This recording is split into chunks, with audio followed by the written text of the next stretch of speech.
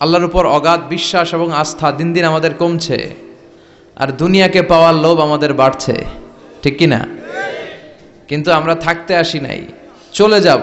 আমাদের অনেক লাগবে। গোটা বিশ্বে দেখবেন যে একটা প্রতিযোগিতা মানুষের মধ্যে, ছুটছে মানুষ পাগলের মতো। আরো লাগবে, আরো টাকা লাগবে, আরো সম্মান লাগবে, আমার আরো দাপট লাগবে, আরো জায়গা লাগবে, আরো ফ্ল্যাট লাগবে, আছে না নাই?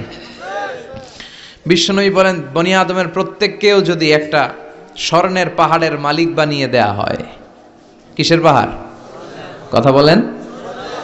আচ্ছা, একটা স্বর্ণের পাহাড়ের মালিক যদি আপনি হন, আপনার পুরো 14 পুরুষ মিলে ওই স্বর্ণের পাহাড় যদি বিক্রি করেও খান, ওই পাহাড়ের অর্ধেকও শেষ করতে পারবেন? বিশ্বনবী বললেন, প্রত্যেককে যদি একটা স্বর্ণের পাহাড়ের মালিকও বানিয়ে দেয়া হয়, প্রত্যেকে চাবে আরো একটা স্বর্ণের পাহাড় কেমনে নেওয়া যায়। কত বড় ডাকাত, ঠিক কিনা?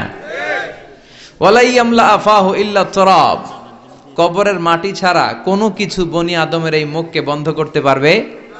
আরো লাগবে, খাই খাই খাই খাই, আরো দাও, পাই নাই, এরকম অসন্তোষ আছে না নাই? অল্প খাবেন, অল্প পড়বেন, অল্প জমাবেন, অল্পের ভেতরে বরকত দিছে কে?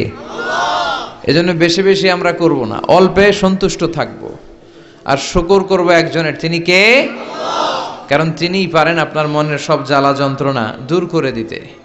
আল্লাহ পাক আমাদেরকে সহি সমঝ দান করুক। সবাই পড়েন আমিন। আল্লাহর কথা, রাসূলের কথায় কোনো ফাঁক ফোকর নাই, আছে? এজন্য এই দুইজনের কথাই আমরা মানব। একটা হচ্ছে আল্লাহর কিতাব, আর একটা হচ্ছে বিশ্বনবীর সুন্নাত।